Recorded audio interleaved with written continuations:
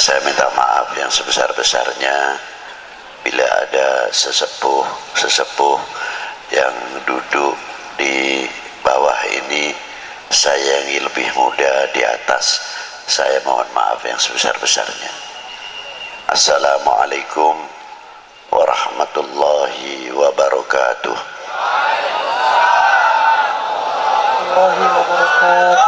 Alhamdulillahil awwalu bila ibtida wal akhiru bila intiha, jami'us sifatil ulya wal izzati wal kibriya, wassalatu wassalamu ala imami ahli safai wal wafa, utbil anbiya wal awliya, sayyidina wa maulana Muhammadin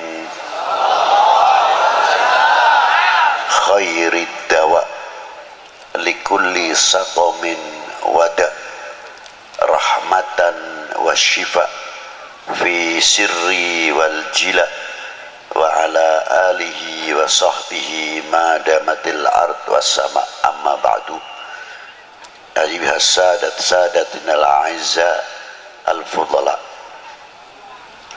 yang saya banggakan dan yang wajib saya cintai, saya hormati para sesepuh, bini sepuh, para alim ulama, para ajengan, hapunten anu seueur bising sing abdi henteu tiasa nganebatkeun salah hijina, lain kurang ngahormatan atau kurang mahabbah tisim kuring.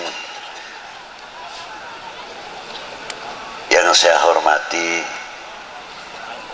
Bapak Kapolda Banten, Bapak Wakapolda Banten, jajaran Kapolres, dan yang saya hormati Bapak Danrem. Danrem berapa Pak? 064, beserta para bapak-bapak dandim, dan yang saya hormati Bapak Ketua MUI, DPRD, tokoh-tokoh masyarakat, tokoh-tokoh agama, dan yang saya hormati bapak-bapak dari instansi pemerintahan, sipil, TNI, Polri, yang selalu kami banggakan, bapak-bapak Muspika, Pak Camat, Pak Danramil, Pak Kapolsek beserta jajarannya, bapak-bapak Bupati, maaf, Wakil Bupati atau yang mewakilinya, panitia penyelenggara dalam rangka Banten bersalawat, hadirin wal hadirat rahimakumullah. Saya tuh sebetulnya sudah aras-arasen cek Sunda mameureun hati teh teu geunah bade dongkap ke Banten. Punten wae bising Sundana kasar sebab abdi teh urang Pekalongan.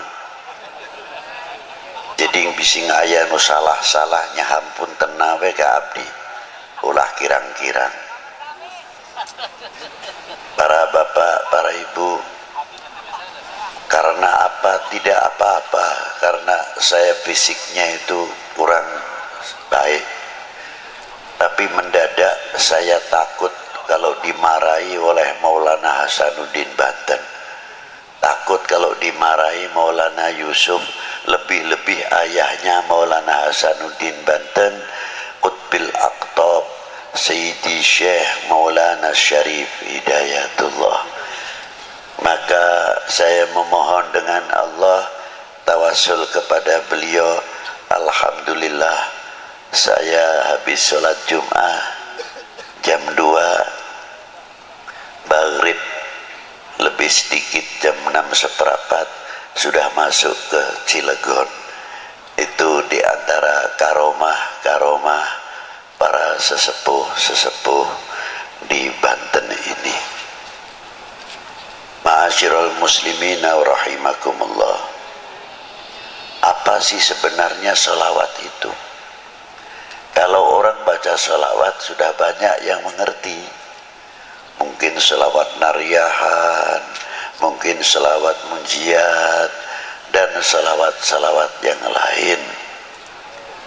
Sholawat dengan ayatnya yang sangat terkenal, sangat populer. Innallaha wa malaikatahu yusalluna 'alan nabi. Ya ayyuhalladzina amanu sallu 'alaihi wa sallimu taslima. Ditafsirkan oleh Ibnu Hajar Qadil Iyad dalam kitabnya Asy-Syifa yang dikumpulkan oleh Sayyidi Syekh Muhammad Yusuf atau Sayyid Yusuf An-Nabhani di dalam kitab Sa'adatud Darain, diterangkan oleh Ibnu Hajar Al-Haytami Al-Asqalani dan Syekhul Islam Imamun As-Subki dan Abu Bakar Jalaluddin As-Suyuti, tokoh-tokoh yang sangat ma'ruf, menafsirkan innallaha wa malaikatahu yusalluna 'alan nabi. Salawatnya Allah kepada baginda Nabi khususiyah. Berbeda salawatnya Allah Ta'ala yang diberikan kepada nabi-nabi terdahulu sebelum Nabi kita Sayyidina Maulana Muhammad sallallahu alaihi wasallam. Kalau sholawat yang diberikan kepada para anbiya rahmatan mutlak, tapi yang diberikan kepada baginda Nabi maknanya salatullahu alaihi sallallahu alaihi wasallam salatan rahmatan makrunatan bita'zim. Berbeda sekali.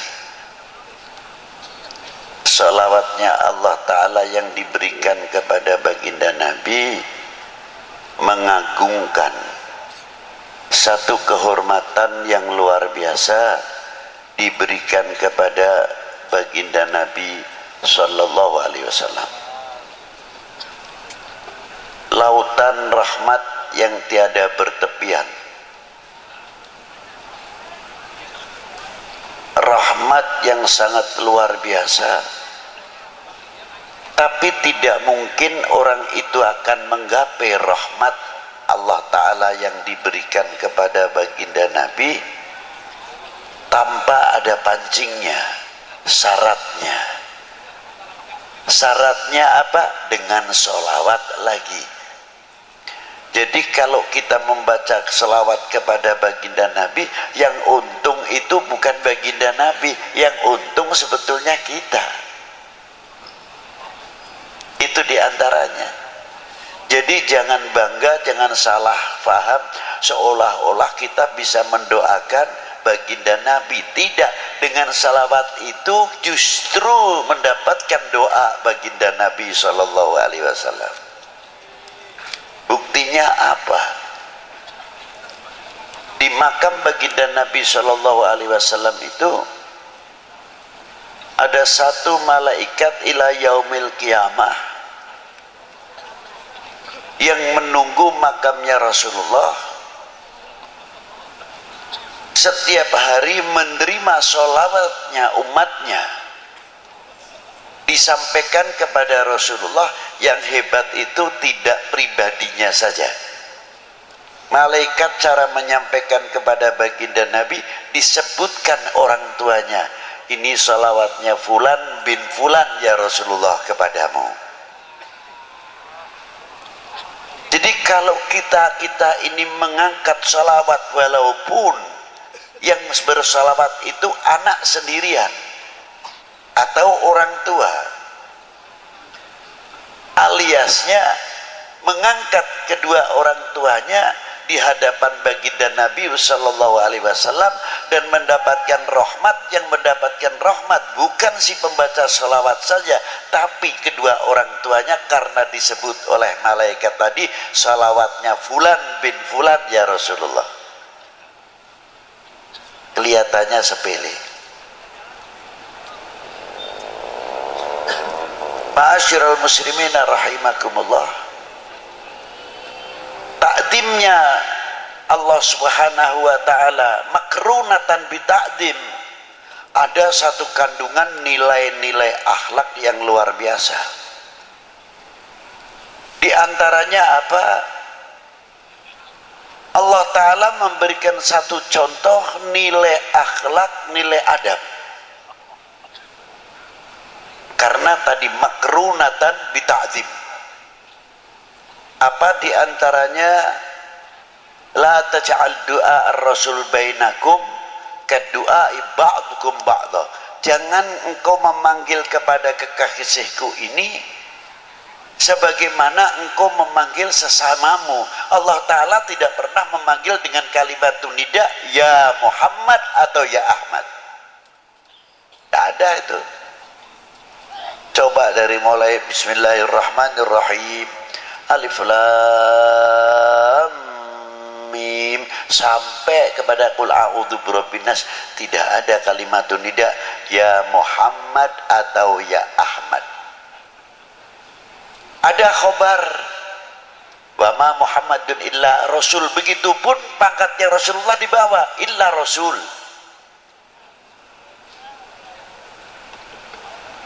Ada akhir suratul Fatah, Muhammadur Rasulullah walladzina ma'ahu asyidda'u 'alal kufar ruhama bainahum tarahum ruk'an sujjadan yabtaghuna fadlan minallahi wa ridwana. Disebut juga Muhammadur Rasulullah, pangkatnya di bawah. Ini khobar, bukan nida ya Muhammad, tidak. Tapi panggilan Allah Ta'ala yang langsung kepada baginda Nabi Sallallahu Alaihi Wasallam yang dipanggil apa? Yasin, Toha, ya ayuhan Nabi, ya ayuhar Rasul, ya Mudaththir, ya Muzammil, dan lain sebagainya, kebesaran-kebesaran asma'un Nabi Sallallahu Alaihi Wasallam.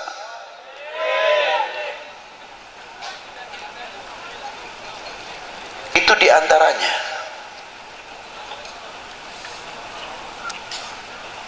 Maka kita dididik oleh Allah Ta'ala, jangankan kepada baginda Nabi Sallallahu Alaihi Wasallam, yang kepada kita sendiri, bagaimana cara menghormati antara sesama kita.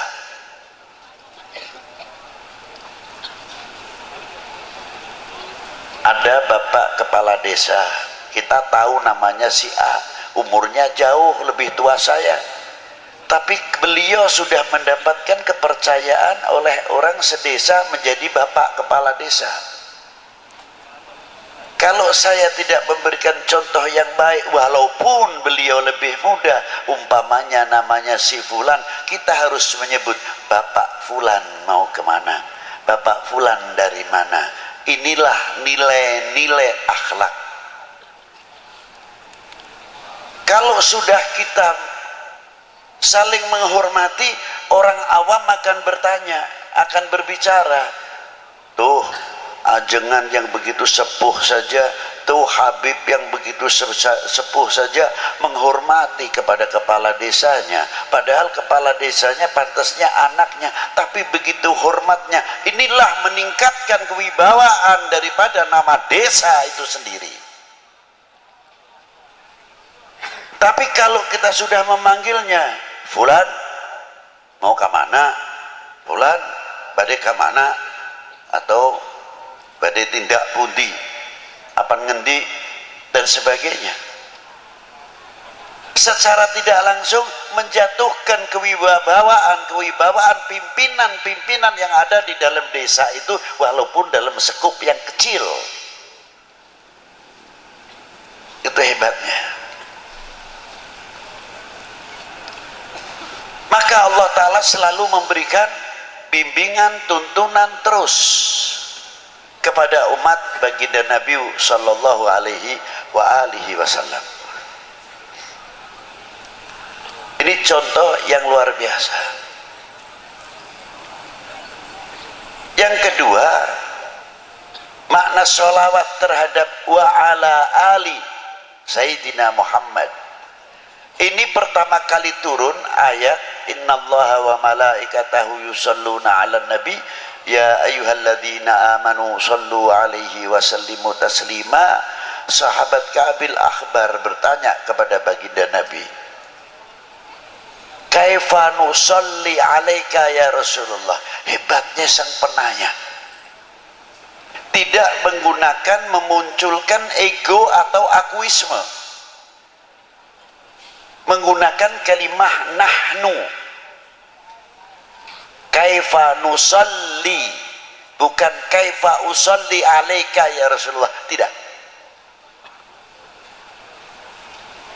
Kalau begitu para sahabat alim juga. Satu kalimah jamak menunjukkan akhlak wal adab. Kalau bahasa Jawa panjenengan, panjenengan dalam. Halusnya kalau dalam bahasa Arab selain antum, samahatikum, saadatikum, itu kromo inggil, bahasa yang tinggi.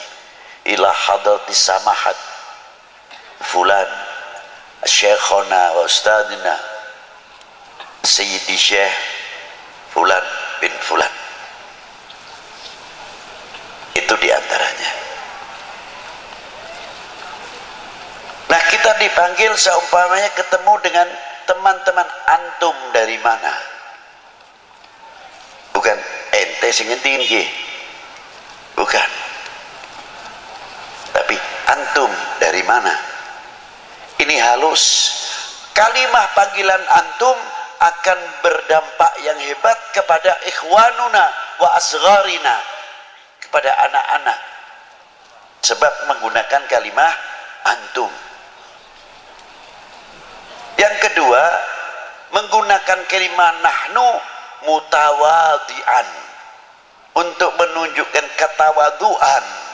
Seseorang tidak pernah menggunakan ana. Ana ini bisa digunakan tertentu, tapi kalau ahlil akhlak wal adab bahkan menyebutkan al-faqir indallah, bukan indanas. Sebab ada menggunakan kalimah al-faqir bisa untuk mengundang pangkat alim.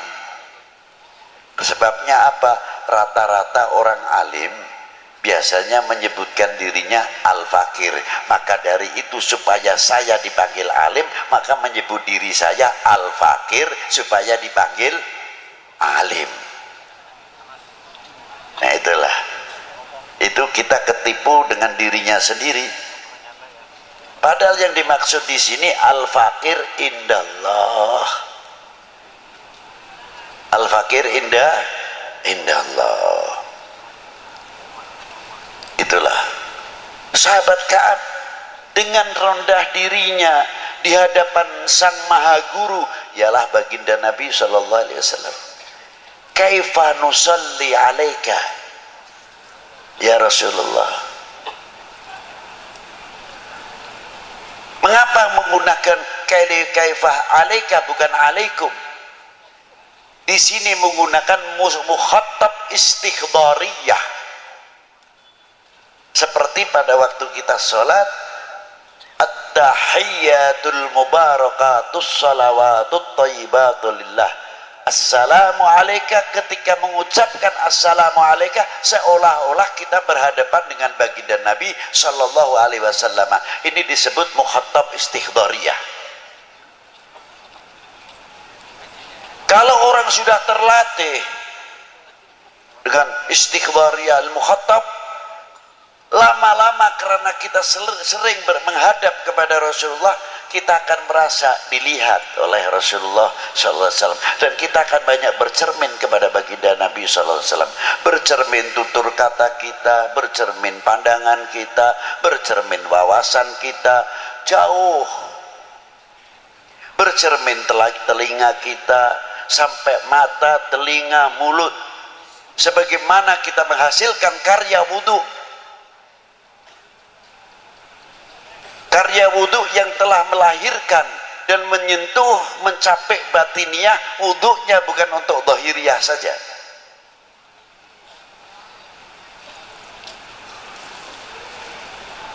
Muka kita ini belajar di wudhui setiap hari. Kalau kita hitung membasuh muka saja 3 kali, kali 5. Kalau setiap sholat wudhu sudah 15 kali. Kali 30 berapa? Berarti sudah 450 cuci muka dengan air wudhu. Sudahkah menyentuh batiniah kita atau belum? Kalau wudhu kita menyentuh batiniah kita, akan menghilangkan akuisme. Kun mutawadian, rendah diri. Semakin bercahaya mukanya, min athari nuril wudu, sebab setiap orang membasuh mukanya keluarlah dosanya, kata Nabi sallallahu alaihi wasallam, min fadailil wudu. Apalagi setiap habis wudu salat syukral wudu, dan banyak orang ingin rezekinya banyak, jangan tinggal wudu, mudawamatil wudu. Insyaallah itu urusan rezeki luar biasa. Mangkana mudawamatil wudu. Nah, itu diantaranya. Apa yang diwudui diantara kita? Ya mata kita, mulut kita. Berarti selalu setiap hari kita sucikan mata kita, mulut kita.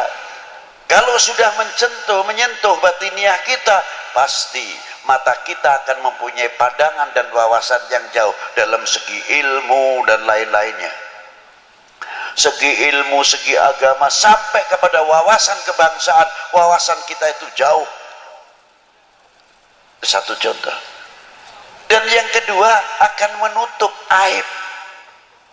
Siapa? Min ikhwanunal mu'minin wal mu'minat wal muslimin wal muslimat, akan menutupi cacatnya, kekurangannya saudara kita mukminin wal muslimat dan saudara kita sebangsa setanah air. Karena di Indonesia itu ada dua persaudaraan, yang satu saudara kami seagama, sebangsa, setanah air. Yang kedua saudara kami sebangsa, setanah air.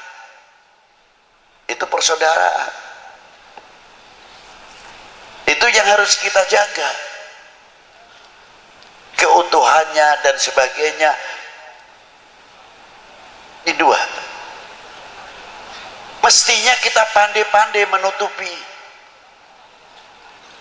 Bukan berarti kita mendiamkan kejelekan atau keburukan, kesalahan, tidak. Kita nasihati sendiri. Jangan sampai orang lain, bangsa lain bertepuk untuk kita, karena kita membuka kekurangan-kekurangan apa yang ada dalam umat ini atau dalam bangsa ini. Di mata ini tugasnya.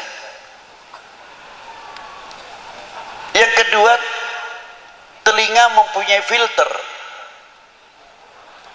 bisa memisahkan mana yang akan menjadikan pecah belahnya umat ini dan pecah belahnya bangsa, pecah belahnya keluarga, pecah belahnya tetangga, pecah belahnya kampung. Kalau ada berita-berita yang akan mengakibatkan kita berseberangan, saudara terkadang sekandung atau saling atau sesama tetangga, tapi telinga ini sudah mempunyai filter yang selalu bercermin kepada baginda Nabi SAW, dengan air wudhu tersebut akan bisa menepis hal-hal yang berakibat perpecahan antar sesama kita. Itu telinga tugasnya kalau diwudhui. Tutur kata kita juga bagian yang diwudui pasti insya Allah akan banyak meniru bagaimana tutur kata baginda Nabi Sallallahu Alaihi Wasallam. Satu contoh aja yang ringan Pak, kalau kita makan saking asyiknya, biasanya satu butir nasi itu ada yang ketinggalan di sini atau di jampangnya atau di mana nih kumisnya. Sudah cuci tangan, terkadang kita tidak sadar, kita melihat, ya Allah, itu orang tua lagi, itu nasinya ada satu butir yang di sini. Kalau kita langsung menegur, tersinggung, Pak, itu ada nasinya gimana? Malu paling tidak. Segi nilai akhlak kurang baik, walaupun toh itu benar. Tapi orang yang pakai diplomasi, Pak, Bapak tadi punya peliharaan kambing, adalah salah satu yang belum dimasukkan Pak. Ini orangnya cerdas. Iya belum, baru sambil begini sambil masukkan satu butir nasi itu tadi. Alhamdulillah sekarang sudah aman saya masukkan. Akhlak luar biasa. Di antaranya lagi orang menutupi aib saudara kita. Ada seorang perempuan tinggi besar, masuk ke rumahnya Khatimul Asam, entah itu waing, entah itu keberatan badannya, naik ke tingkatan rumah, dari beratnya bawah ikut bicara, prot gitu, kentut istilahnya. Ini perempuan malunya luar biasa, tersipu-sipu, pucat dari rasa malunya. Khatimul Asam kebetulan di situ sambil baca kitab asyik. Akhirnya, Assalamualaikum. Khatimul Asam tidak menjawab, pura-pura nggak dengar. Maka disebut Asam itu tuli. Karena apa? Karena itu menutupi aib perempuan itu tadi. Sampai Assalamualaikum enggak. Setelah kitabnya dibunyikan keras Assalamualaikum, baru Waalaikumsalam gitu. Perempuan itu terus sadar, Alhamdulillah saya yang keras bersuara, beliau baru dengar. Berarti saya tadi kentut itu beliau tidak dengar saya. Alhamdulillah, lega hatinya. Jam itu Allah Ta'ala membuka pintu rahmatnya. Khatimul Asam diangkat oleh Allah Ta'ala menjadi walinya, sebab menutupi aib saudara mukmin kita. Itu asal usul terkenal Khatimul Asam. Ma'asyiral muslimin rahimakumullah. Dan selanjutnya sampai tangan yang diwudui, kaki yang diwudui. Kalau umat Islam benar-benar tangan yang sudah suci ini, ya maaf saja, tangan yang sudah bersih, menjalankan sholat 5 waktunya baik, tutur katanya baik, mukanya tabasam baik, dan lain sebagainya. Mungkin tangan yang bersih ini tidak mau kalau diajak korupsi. Sebabnya apa? Setiap hari sudah dibersihkan. Tapi karena kurang mendalami babul wudhu sama babul sholat, ya terkadang terpaksa menjadi oknum karena tidak tahu cara athar min atharil wudhu itu tadi. Nah, sahabat Ka'ab tersebut kita kembalikan kepada beliau dengan kalimah nahnu. Rasulullah menjawabnya apa? Qulu Allahumma salli ala Muhammad wa ali Muhammad. Jawabnya, pertanyaannya nusolli alaika, yang menjawab qulu. Karena ada apa? Apakah itu Rasulullah karena berdasarkan pertanyaannya Ka'bil Ahbar? Tidak. Berdasarkannya ayat juga, kalimahnya jamak. Ya ayyuhalladzina amanu sallu, maka Rasulullah di sini menjawabnya qulu Sahabat Ka'ab pun tahu karena perintahnya Allah, ya ayyuhalladzina amanu sallu alaihi wasallimu taslima, maka kaifa nusalli alaika. Itu hebatnya antara sahabat dengan baginda Nabi sallallahu alaihi wasallam. Komunikasi yang sangat indah. Ananiyahnya, akuismenya sahabat Ka'ab tidak ada. Rasulullah pun memberikan contoh. Pada waktu kaifa nusalli alaika ya Rasulullah, Rasulullah diam, tidak langsung menjawab. Diam dulu. Setelah berapa saat Rasulullah membacakan salawatnya, Allahumma salli ala Muhammad wa ala ali Muhammad kama sallaita ala Ibrahim wa ala ali Ibrahim. Tidak menggunakan Sayyidina. Sahabat Ka'ab sebagai murid sedang dituntun, dibimbing oleh sang guru. Apa adanya Rasulullah memberikan satu contoh, Allahumma salli ala Muhammad, murid pun mengikuti Allahumma salli ala. Tapi ketika keluar, sahabat Ka'ab tetap menggunakan kalafdhu siyadah bidalil ana sayyidi waladi Adam. Loh, makanya sahabat menambah berani kalimah lafdhu siyadah sayyidina Muhammad wa ala ali sayyidina Muhammad. Lafdhul kalimah ali maknanya fi maqamati doa, bukan khusus untuk keluarga Nabi saja, tapi kalimah wa ala ali adalah untuk ummah Sayyidina Muhammad sallallahu alaihi wasallam. Indah maqamati doa. Jadi kalau kita membacakan sholawat, kita terkait dengan al-mu'min akhul mu'min, khususnya al-muslim akhul muslim. Allahumma salli ala Sayyidina Muhammad, Allahumma salli ala Sayyidina Muhammad. Mungkin yang di Pekalongan, yang di Jawa Timur jauh mendapatkan semuanya ini. Sana yang sedang membacakan salawat, kita pun mendapatkan, bukan di sini saja, bahkan fil alam mendapatkan, masuk fi maqamati doa, Allahumma salli ala Sayyidina Muhammad wa ala ali Sayyidina Muhammad.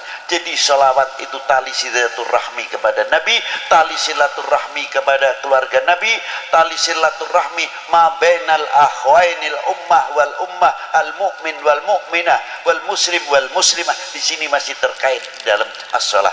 Makanya saya kagum sekali kok ada Banten bersolawat. Saya tidak heran, itu luar biasa. Karena apa saya tidak heran? Banten cukup mempunyai sejarah yang kaya. Saya tidak kepura-kepuraan. Saya ngangkat tidak. Kakek saya asli dari Banten. Kiai Hasan Qudsi itu asli Banten. Bin Muhyiddin, bin Kiai Muhyiddin, itu kakek saya. Yang meninggal di Indramayu. Saya punya Hababah Sayyidah Marinah, Ratu Marinah. Jadi saya kesini itu istilahnya sedikit pulang kandang. Di mana napak tilas saya punya datuk-datuk, termasuk anak saya Zainal Abidin. Ma'asyiral muslimin rahimakumullah. Mulai Maulana Syarif Hidayatullah dan beberapa saudara-saudara pada waktu itu minal ulama wal arifin yang ada di mana Wali Sembilan ini. Saya kalau ditanya, Habib, keistimewaannya ziarah Wali Sembilan apa?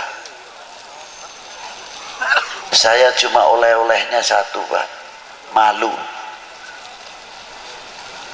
Loh, kenapa malu? Iya, malu, benar-benar malu. Di antaranya, apa tidak mengambil barokah? Lekaromah terlalu tinggi kalau soal itu. Saya cukup saja dapat ilmu, malu itu sudah luar biasa. Apa di antaranya kok malu?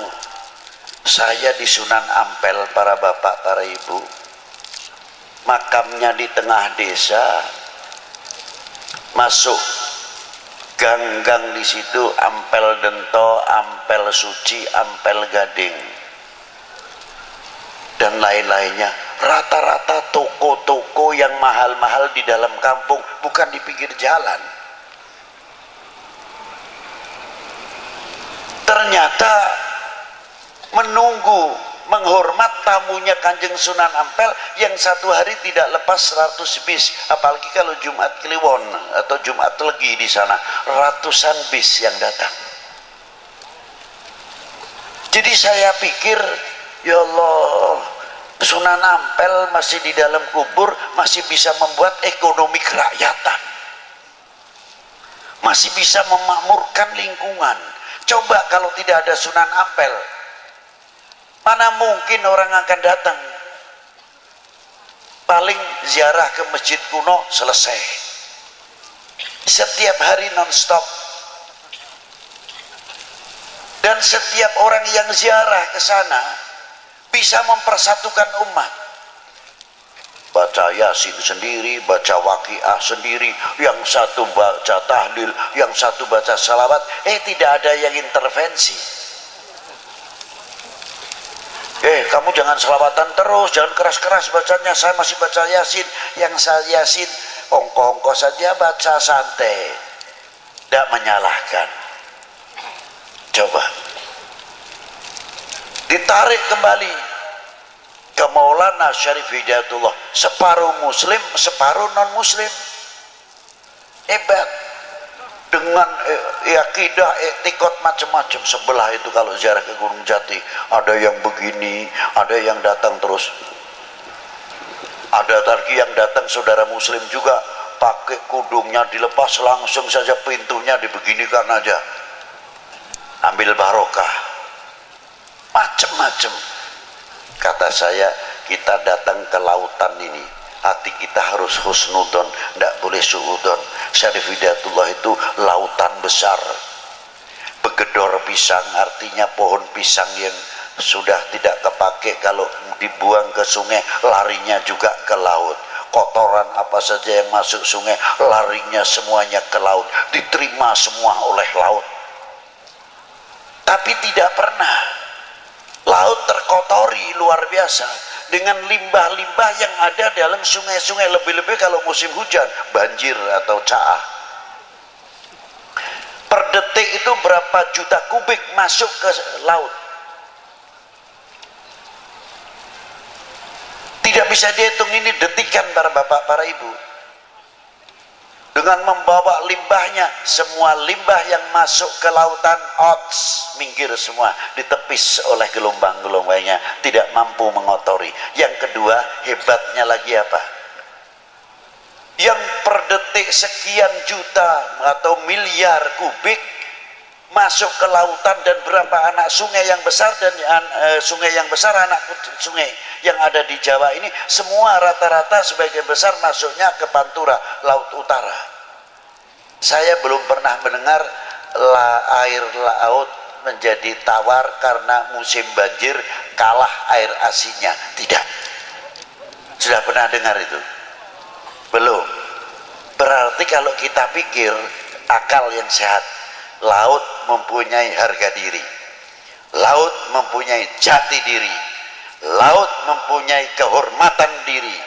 Bagaimana kalau Indonesia ini, bangsa Indonesia meniru laut, tidak kalah dengan laut, mempunyai jati diri, kehormatan diri, kehormatan diri, jati diri bangsa, luar biasa. Allahu Akbar. Sallu ala Nabi. Jangan kalah dengan lautan, malu-maluin.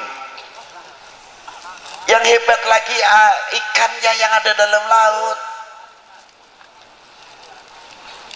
Meser ikan asin. Pantasnya yang hidup di daerah asin mestinya tidak usah dikasih garam lagi, sudah dijemur asin langsung, karena hidupnya di daerah asin, wilayah yang asin, tidak digaremin. Yang mau dimasak tetap digaremin, kalau tidak digaremin tetap tawar.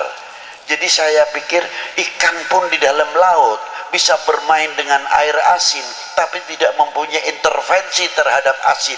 Asin pun tidak mempunyai intervensi terhadap ikan. Hidup berdampingan, damai, aman, tentram, pantas karena rahmatnya Allah Ta'ala turun. Allahu Akbar. Sallu ala Nabi. Itulah luar biasanya, saya kagum sekali. Tapi biasanya kalau kita lihat laut itu asiknya ikannya besar-besar, lihat kapalnya tidak sampai nerobos. Nah, ini kita belajar, berusaha memahami apa yang ada di dalam laut. Ya itu tadi. Aulia itu begitu. Jangan yang lihat datang ke Maulana Syarif Hidayatullah, sudah ini lautannya Allah Ta'ala, sudah kamu kita mau lihat lautannya atau lihat bangkainya atau lihat begedornya atau lihat sampahnya, lihat Maulana Syarif Hidayatullahnya, selesai. Harusnya begitu. Satu rombongan terkadang datang satu bis dengan bis Jawa Timur, Jawa Barat, terkadang dari luar Jawa dengan gaya tahlilnya yang macam-macam. La ilaha illallah, la ilaha illallah, la ilaha illallah, la ilaha illallah. Yang satu lain lagi kelompok ini, satu bus entah dari mana. Kalau tahlil berat Pak, di dada ini illallah, la ilaha illallah, la ilaha illallah. Yang belakang kelompok lain lagi illallah, la ilaha illallah, la ilaha illallah. Yang belakang lagi lebih ngebut illallah, la ilaha illallah, la ilaha illallah. Yang belakang lagi Allah. Yang lain lagi sallallahu ala Muhammad, sallallahu ala Muhammad. Yang satu lagi ya Latif, ya Latif. Tidak ada yang fasiha,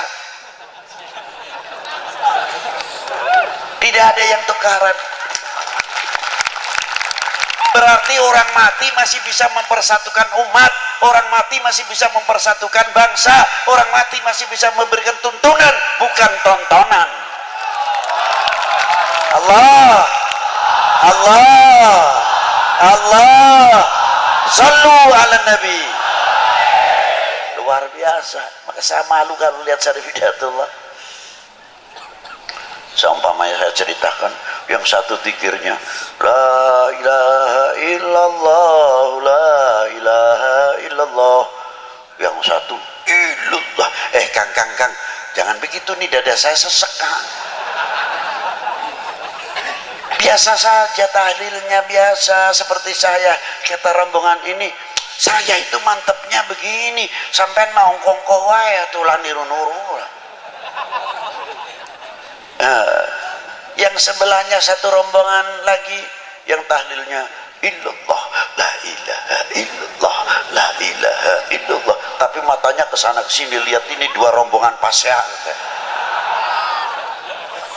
Illallah, la ilaha illallah, la ilaha illallah. Ini ada-adalah.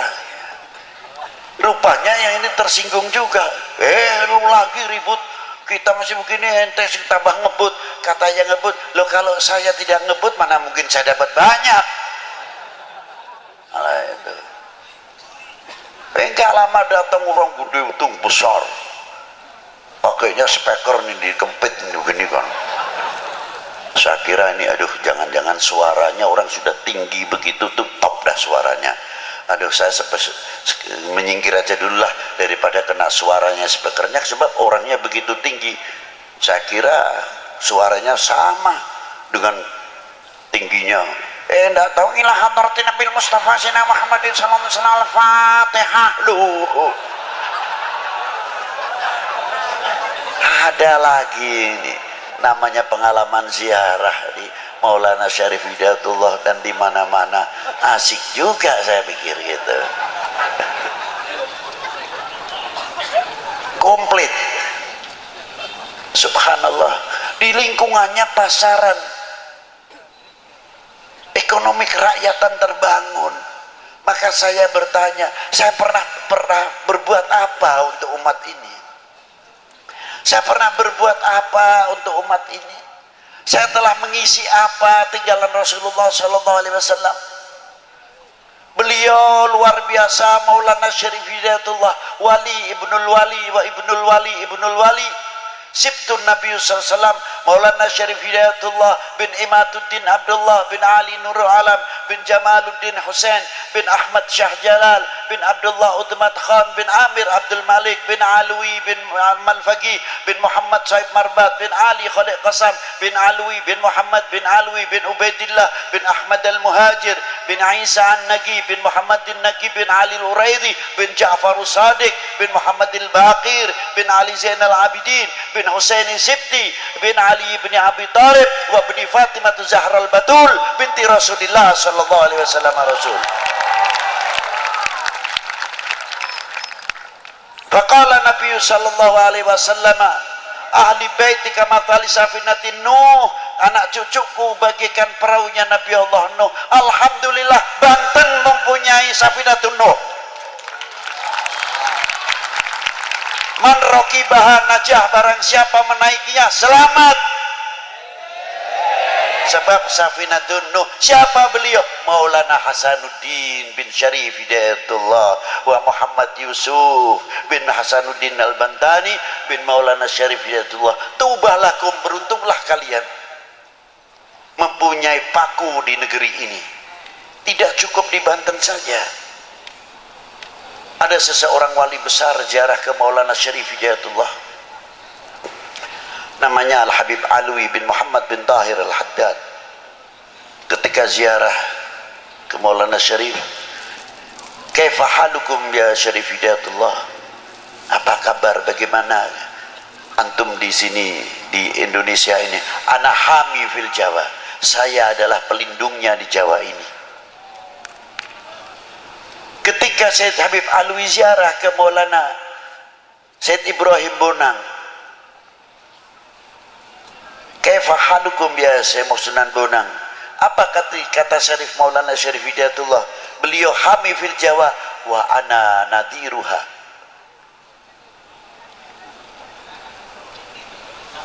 Direksinya artinya. Ketika ziarah ke Maulana Hashim Sunan Derajat, apa kata kakakku, adikku Maulana Ibrahim dan Syarif Hidayatullah? Beliau nadiruha wa hamiha, dijawab oleh Maulana Hashim Sunan Derajat, ana harisuha. Indonesia insyaallah selagi ada 3 orang ini insyaallah payung rahmatnya Allah Ta'ala luar biasa. Beruntunglah kami semua khususnya, dan beruntunglah kalian yang fil Banten ini. Semoga dengan sholawat Nabi itu tadi menjadi mercusuar dan yang luar biasa, kita menjadi contoh penyejuk, kita menjadi contoh perekat sebagaimana yang dicontohi oleh Maulana Hasanuddin Banten. Mungkin kalau kita mencontoh Syarif Hidayatullah terlalu jauh, kita contoh Maulana Hasanuddin Banten.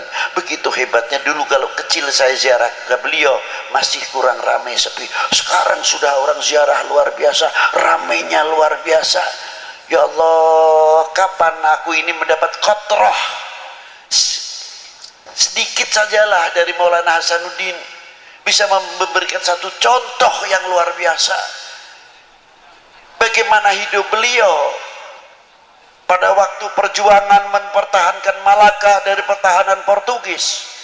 Bagaimana anaknya Sultan Abdul Fattah Adipati Yunus mengirimkan pasukannya untuk mempertahankan Indonesia daripada serangan Portugis yang sudah menduduki Malaka dan lain sebagainya. Beliau itulah dermawan, murah senyum, basyasyah seperti kakeknya baginda Nabi SAW. Sampai mati pun masih bisa memikirkan ummah, masih bisa sebab memberi makan yang hidup. Luar biasa. Kita ketinggalan dengan para wali-wali 9 khususnya. Beliau mempunyai manajemen hidup rapi, mempunyai visi misi rapi, mempunyai konsep yang luar biasa. Bukan terus kita dakwatul Islam dengan cara-cara yang kurang terpuji. Beliau berdakwah dengan akhlakul karimah yang luar biasa. Yang ahli pertanian dengan pertaniannya, yang ahli ketabiban dengan ketabibannya, yang ahli penyakit dengan ahli penyakitnya, yang ahli pembangunan dengan pembangunannya, yang ahli ekonomi dengan ahli ekonominya, sehingga pada waktu itu makmur apa yang dipimpin oleh para beliau-beliau. Itu hebatnya Wali Sembilan. Kita kalah, itu diantaranya. Maju luar biasa, tapi terkadang kita ketinggalan. Kita masih berbicara khilafiyah, talqin, tahlil, maulud, manakib, teater, nabubu. Sampai kapan? Tertinggal dan tertinggal. Kita malu rasanya. Rasulullah ketika hijrah, pedangnya bisa diganti dengan pedang apa? Melahirkan ilmuwan intelektual, membangun sarana pendidikan, sarana ibadah, membangun dunia ekonomi yang luar biasa, membangkitkan dunia pertanian yang luar biasa.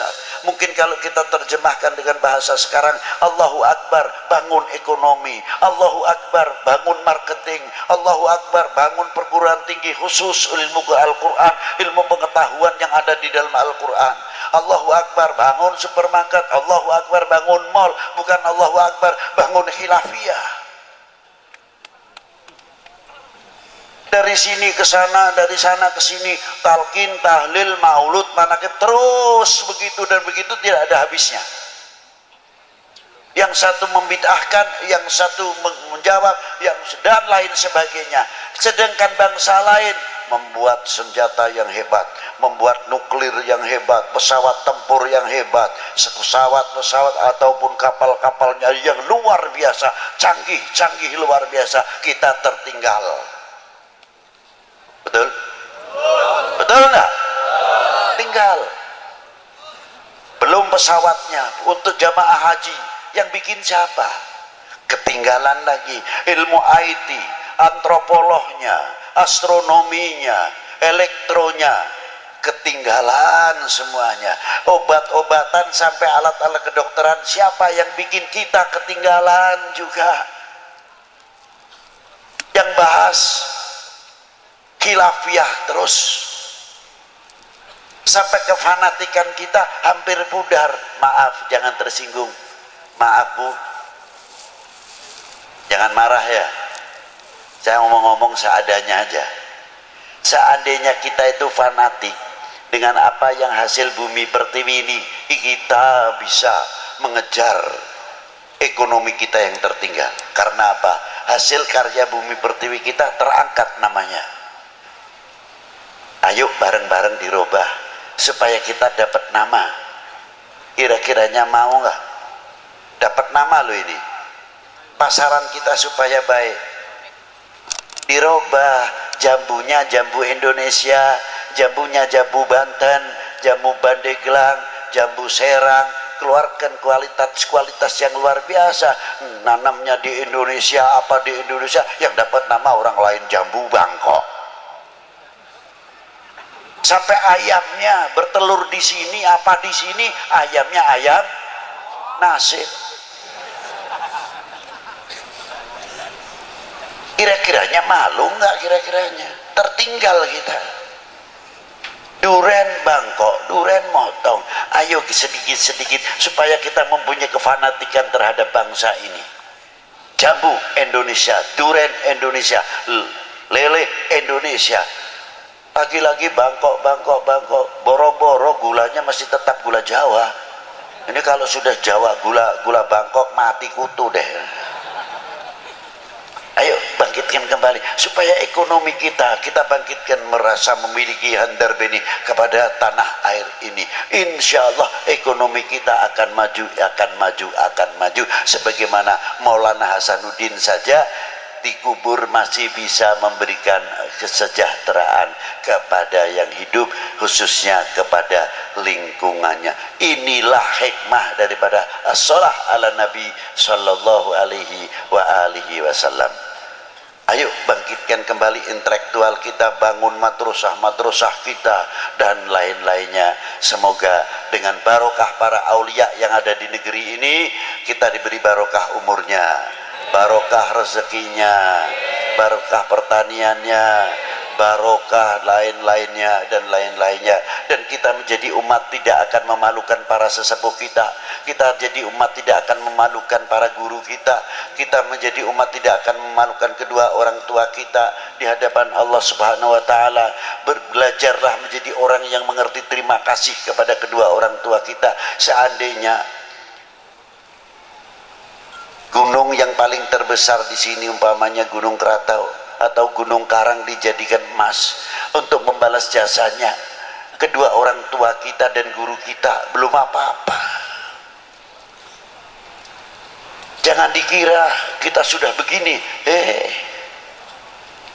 anak-anak kita di pesantren, di madrasah asyik, tapi kita berpikir bagaimana nasib orang tua kita di dalam dunia pertanian dan ekonominya. Terkadang jam 3 malam sudah bangun, membawa doplaknya, dia isi sayuran, isi sampel dan lain-lainnya, dibawa ke pasar. Hawanya dingin, yang kalau musim dingin, yang musim hujan, yang musim panas. Demi siapa? Demi anak-anaknya yang di dalam pesantren, yang di dalam madrasah dan lain sebagainya. Mestinya kita malu kepada para beliau. Bagaimana tokoh-tokoh ulama kita terdahulu di dalam menasyru syariah wal Islam, fasilitas masih begitu hebatnya, sulit sekali. Kalau Habib Lutfi lain, dari Pekalongan ke sini pikirannya sudah dapat, terbayang ini amplopnya tebal pak tipis, lain bayangannya. Kalau beliau berdakwah mengeluarkan amplop, berbeda sama saya berdakwah mengharapkan jauh dah itu. Ini untuk saya pribadi, bukan saya mengkritik kepada orang lain. Jauh. Itulah. Maka kiai-kiai ulama-ulama dahulu rata-rata benghar, kaya. Luar biasa. Sebabnya apa? Santrinya banyak tidak bawa ongkos. Digembleng, dibina oleh para ajengan-ajengan kita. Sampai menjadi penerus-penerus ulama-ulama yang luar biasa. Santri-santri yang luar biasa. Dan Banten cukup melahirkan kitabnya yang belum tercetak saja masih 400 kitab lebih taklif dari Kiai Nawawi Al-Bantani. Itu Banten. Belum Syekh Abdul Karim, Mursyidut Tariqah Qadiriyah, dari Syekh Ahmad Khatib Sambas sampai ke atas. Orang yang lalai hatinya, yang kotor, dihias oleh Syekh Abdul Karim. Ala bidzikrillahi tatmainnul qulub. Tariqah itu untuklah pembersih hati.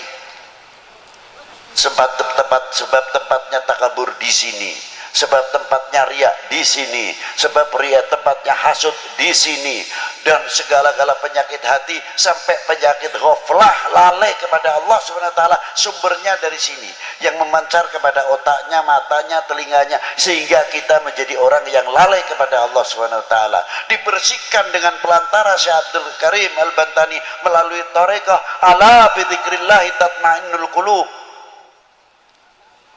Dibersihkan itu tarekah, itu gunanya diantaranya membersihkan hati, terutama daripada lalai.